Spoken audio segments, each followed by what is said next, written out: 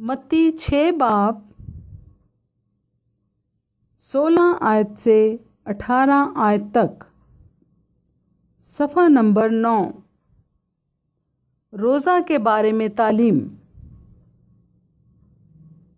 और जब तुम रोज़ा रखो तो रयाकारों की तरह अपनी सूरत उदास ना बनाओ, क्योंकि वो अपना मुंह बिगाड़ते हैं ताकि लोग उनको रोज़ादार जानें।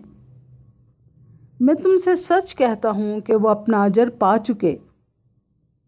बल्कि जब तू रोज़ा रखे तो अपने सर में तेल डाल और मुंह धो, ताकि आदमी नहीं बल्कि तेरा बाप जो पोशीदगी में है तुझे रोज़ादार जाने।